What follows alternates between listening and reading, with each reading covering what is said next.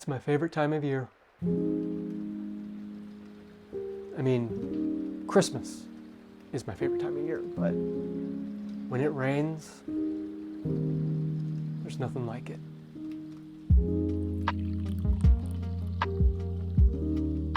I can't believe it's a brand new year. 2026. A brand new year. Wow. So exciting. I really wanted to get a video out before Christmas, but I couldn't. I had all these wedding films and projects that I needed to get done. I wanted them finished so I can have 1 week. No stress, no guilt, no creative energy, just family time. And thankfully, I had a very peaceful Christmas. The day after Christmas, I felt a little lump in my throat. Like, oh, I'm getting sick. And yeah, I got sick. Big old flu. Went from the throat, went to the head, went to the whole body. Fever, body shakes. So for the past few days, I've just been sleeping, drinking a lot of coconut water. You would think when you're sick, that's the perfect time to catch up on video games and movies and books. But no, all I wanted to do was sleep. I got no reading in. So if I sound a little congested, snotty, and sniffly, just getting over the flu. Before I get into the topic of this video, which is my reading plans for 2026, I wanted to share some of the books that my wife and I were gifted for Christmas. I want to shout out a friend of the channel. His name's Elliot, and I would see his comments on pretty much every video of mine. So sweet, so kind, and honest. Long story short, a few months back, my wife and I were at a Barnes & Noble, just hanging out, looking for books, and a gentleman comes up to me, says, "Hey, are you Thomas Howell?" I'm like, "Yeah." And then we kind of recognized each other. And he introduced himself as Elliot, and I'm like, "Oh my gosh, you're Elliot." Small world. So we exchanged numbers and ended up getting coffee, and now he's a good friend. Anyways, he and I met for coffee before the holidays, and he handed me a wrapped gift. And that gift was one of his favorite books of all time, Project Hail Mary. I feel like when you're gifted a book, you're a little more inclined to read it. Or at least it climbs up on your TBR. Or within your plans of reading, it takes priority because it was a gift. And that book is connected to that person. That person, that friend, that family member recommended you that book, let alone gifted it to you. So I feel like there's a little more excitement when you approach that book. Because when I look at this book, I'll be thinking of my friend Elliot. And funny enough, I gifted this to my friend John for his birthday. My sister gifted me the last 2 books in Cormac McCarthy's trilogy. I think it's called the Border Trilogy. The Crossing and Cities of the Plain. When I read All the Pretty Horses, I thought this was a standalone book. Then I got a few comments saying, "Dude, you got to read the rest of it. You got to read The Crossing and Cities of Plains." Well, here they are. I had the full thing. And then I gifted my wife a couple books. I saw this at a local bookstore. Saw the cover and I had to. Pride and Prejudice by Jane Austen. And then I also got her The Remains of the Day. My wife and her mom love Downton Abbey. Then I did some research to try to find books that captured the feeling of Downton Abbey. And these were 2 of the top recommendations. All right, let's talk about the actual topic of this video. My reading plans for 2026. Spoiler alert, I don't have any reading plans for this year. If you know me, I am a very slow reader. Almost too slow. For example, I've been reading Lonesome Dove. I started this book in October of 2025. So that's October, November, December, 3 months. And I am only 350 pages in. How do I call myself a booktuber? I'm a booktuber who doesn't read books. I'm an imposter. My plan is to focus on the book that's in my hand, to not get ahead of myself. I might not be the fastest reader or the most consistent, but I do want to be intentional. I don't want to be thinking about a book or two ahead, the books I'm going to read. I want to think about the book that I'm currently reading. And I feel like the further I get into this book, Lonesome Dove, the slower I want to read it. I don't know why. I just want to savor it and hold on to each moment and each word and each sentence. I said this earlier in one of my videos about Lonesome Dove. When I read the first few chapters, I knew I stumbled upon something special. I knew this was going to be a once-in-a-lifetime read. This book is presented and executed in a very slow manner, very moment-to-moment, day-to-day pace. And that's how I'm approaching reading this book. That's how I approach my life, moment to moment, day to day, one day at a time. I feel like I'm Gus, sitting on my porch with my pigs, sipping on my jug, sipping one word at a time.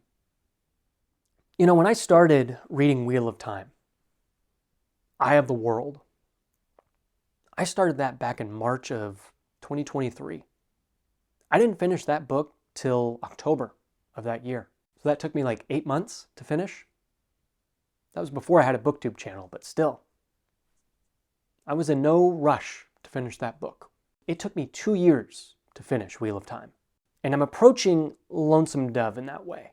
For example, Wheel of Time is a 14-book series.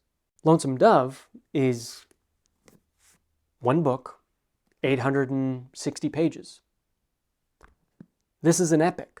Wheel of Time is an epic. But the difference is Lonesome Dove doesn't have other books that are needed to continue the story. This stands on its own 2 feet. Knowing that, I'm going at it even slower. I'm treating every couple chapters as its own book, like Wheel of Time.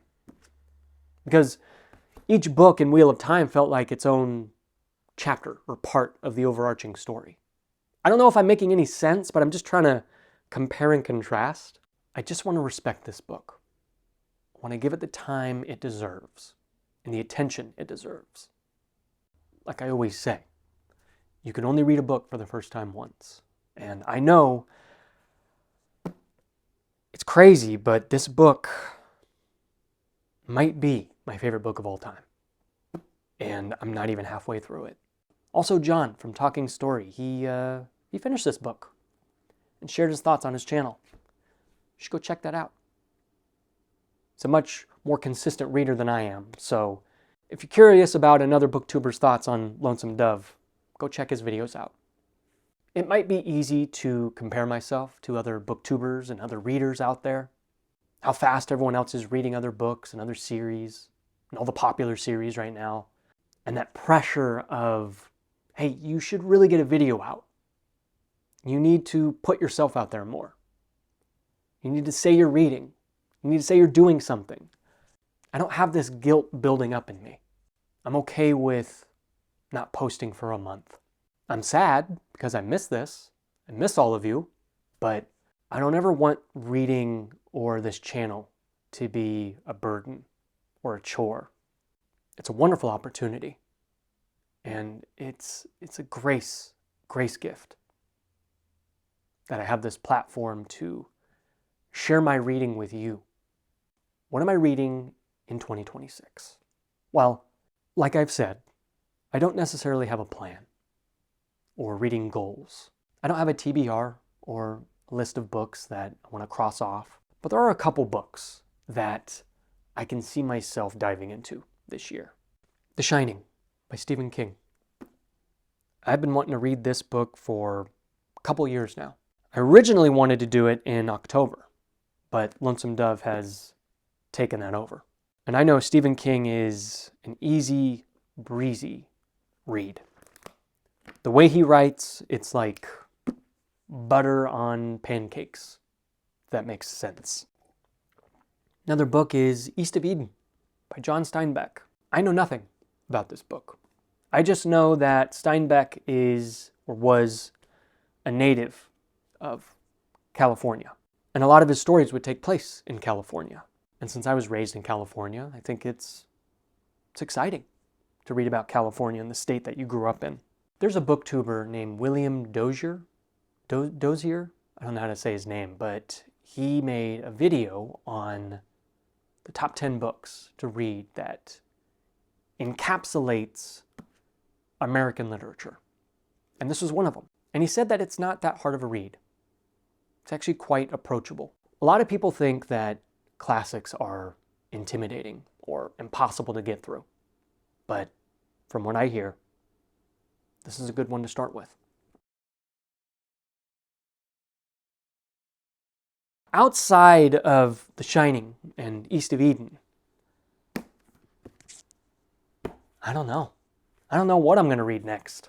I mean, I imagine after reading an 860-page epic, probably going to read shorter books. Books that I can get through in a week. And the beauty of reading is I have a bookshelf of books that I can just approach. Just pick one. Start with that. Looking back on the year of 2025, I'm amazed with how much this channel has grown. And I thank every one of you who have just decided to click on my videos and watch them, and hang out with me, and hear me talk about books and drink coffee. To those of you who click the subscribe button and stick around for the long haul, and even to those who click the membership button and are donating and supporting the channel, I am amazed every day. I am so thankful for this community, the conversations that we get to share, and the love we have for books.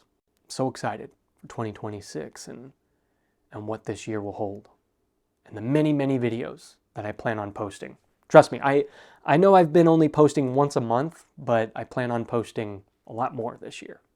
I have a couple videos planned coming up that I'm looking forward to sharing with you. With it being a brand new year, what are your plans and goals for reading? What books and stories do you plan on diving into this year? Let's talk about it.